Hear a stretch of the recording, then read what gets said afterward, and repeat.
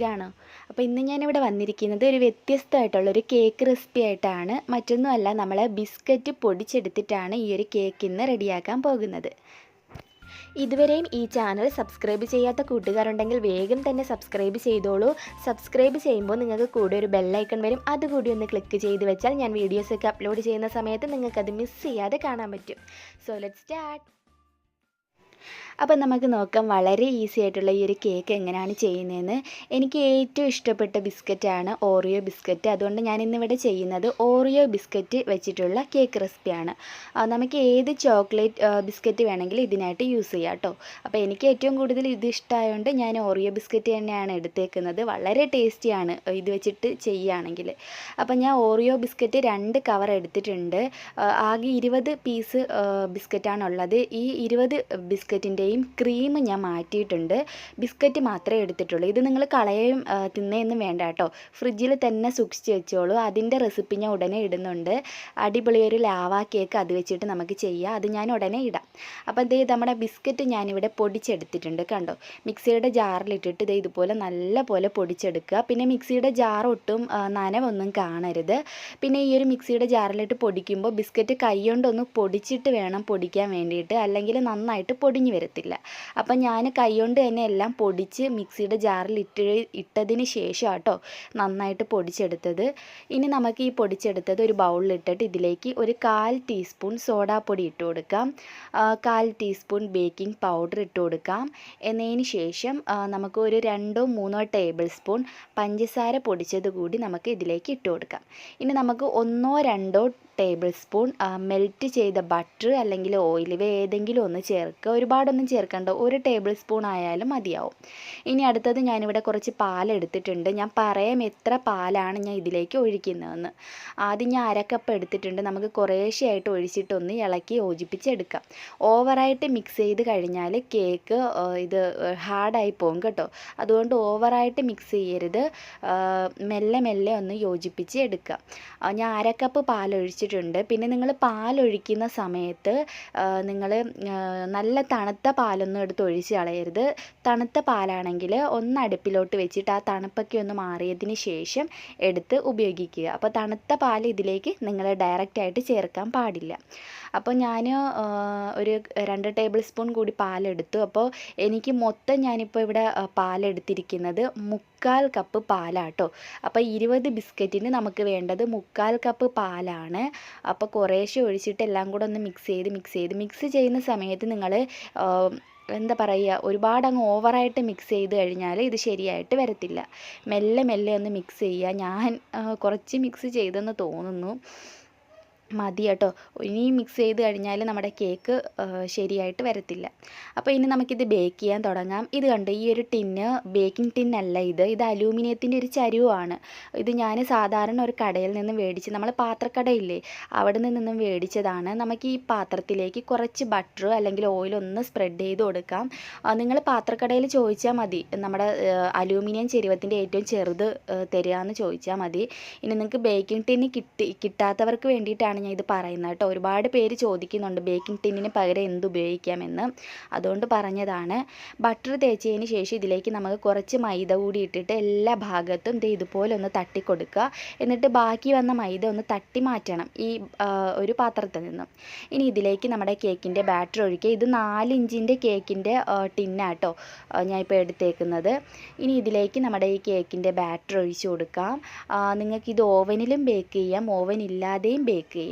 അപ്പോൾ ഓവനിലാണ് ബേക്ക് ചെയ്യുന്നതെങ്കിൽ 160 ഡിഗ്രി സെൽഷ്യസിൽ ഒരു 30 മുതൽ 35 മിനിറ്റ് വരെയൊക്കെ ബേക്ക് ചെയ്യാൻ വെക്കാം.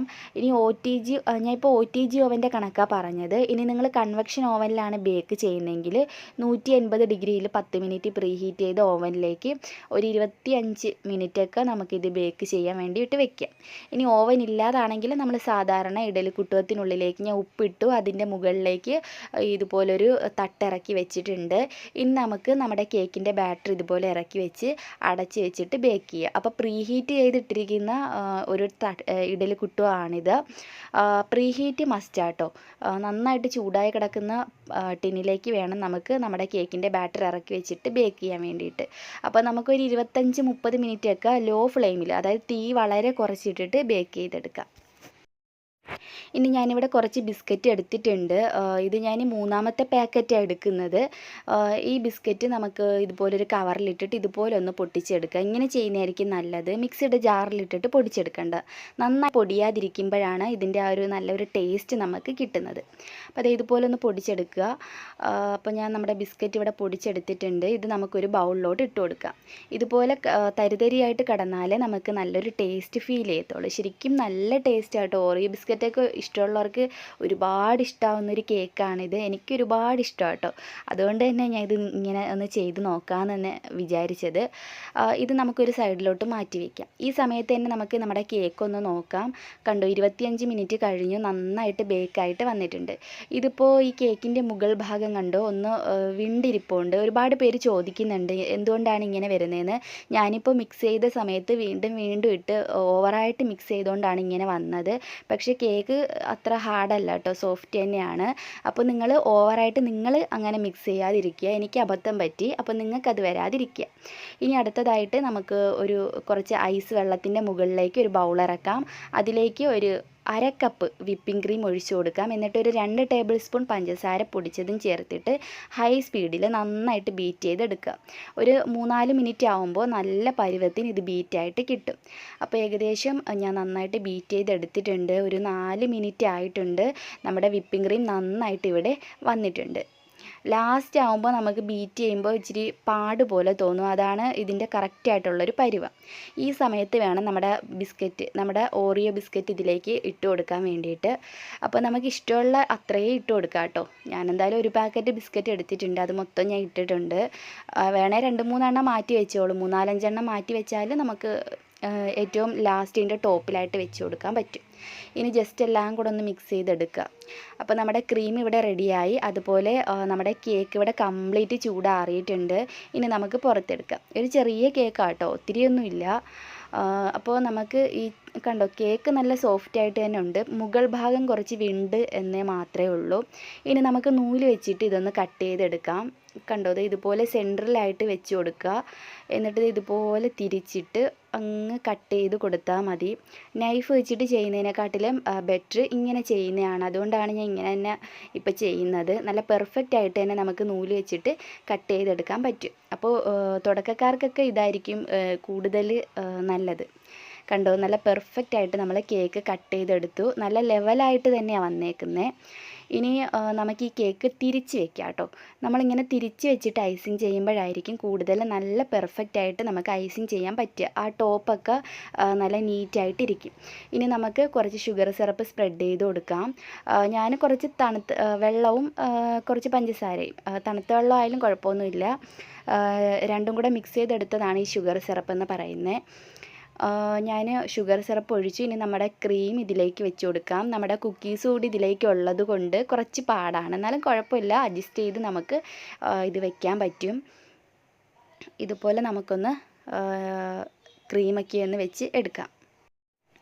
അപ്പോൾ നിങ്ങൾക്ക് ഓറിയോ ബിസ്ക്കറ്റ് തന്നെ ഈ കേക്ക് ചെയ്യാൻ വേണമെന്നൊന്നും ഇല്ല. ഏത് ചോക്ലേറ്റ് ബിസ്ക്കറ്റ്, സാധാ ബിസ്ക്കറ്റ് എടുക്കുന്നാലും ചോക്ലേറ്റ് ബിസ്ക്കറ്റ് എടുക്കുന്നതായിരിക്കും കൂടുതൽ നല്ലത്. അപ്പോൾ ഇഷ്ടമുള്ള ചോക്ലേറ്റ് ബിസ്ക്കറ്റ് വെച്ചിട്ട് നമുക്ക് ഇത് ഉണ്ടാക്കിയെടുക്കാവുന്നതേ ഉള്ളൂ. ഓറിയോ ബിസ്ക്കറ്റ് ആകുമ്പോൾ കുറച്ചുകൂടി നല്ല ടേസ്റ്റിയാണ്. എനിക്ക് കൂടുതൽ ഇതാണ് ഇഷ്ടം. അതുകൊണ്ട് ഞാൻ ഇത് തന്നെ പ്രിഫർ ചെയ്തു എന്നേ ഉള്ളൂ. ഇനി നമുക്ക് ഫുള്ളായിട്ട് ഈ വിപ്പിംഗ് ക്രീം വെച്ചിട്ട് ഇതൊന്ന് കവർ ചെയ്യാം. ഒരുപാട് ഡെക്കറേഷനൊന്നും ഞാൻ കൊടുക്കുന്നില്ല. ഈ ക്രീം വെച്ചിട്ട് തന്നെ ഒന്ന് ഡെക്കറേറ്റ് ചെയ്തെടുക്കുക. എന്നിട്ട് ഇതിൻ്റെ ടോപ്പിൽ കുറച്ച് കുക്കീസ് മുകളിൽ വെക്കുക എന്നാണ് ഉദ്ദേശിച്ചത്. നമുക്ക് നോക്കാം. അപ്പം ഞാൻ ഫുള്ളായിട്ട് ഇത് വിപ്പിംഗ് ക്രീം വെച്ചിട്ട് നമ്മളെ കേക്ക് കവർ ചെയ്തെടുത്തിട്ടുണ്ട്. ഇനി നമുക്ക് ലാസ്റ്റായിട്ട് ഇതുപോലെ നമുക്ക് കുക്കീസ് കൂടി ഇതിൻ്റെ മുകളിൽ വെച്ച് കൊടുക്കാം. അപ്പോൾ ഞാൻ മൊത്തം ഒരു 3 ബിസ്ക്കറ്റ്, അതായത് 30 ബിസ്ക്കറ്റ് എനിക്ക് വേണ്ടി വന്നു. പിന്നെ ഒരു 5 എണ്ണം കൂടി 35 ബിസ്ക്കറ്റാണ് ഇതിന് വേണ്ടിയിട്ട് ഞാൻ ഉപയോഗിച്ചിട്ടുള്ളത്. അപ്പോൾ നമ്മുടെ ഓറിയോ ബിസ്ക്കറ്റ് ഇവിടെ റെഡിയായി. എല്ലാവരും ട്രൈ ചെയ്ത് നോക്കുക. വീഡിയോ ഇഷ്ടമായിട്ടുണ്ടെങ്കിൽ തീർച്ചയായിട്ടും ലൈക്ക് ചെയ്യാൻ ആരും മറക്കരുത്. താഴെ ഒരു ലൈക്ക് ബട്ടൺ കാണാം, അവിടെ ഒന്ന് പ്രസ് ചെയ്ത് ലൈക്ക് ചെയ്യുക.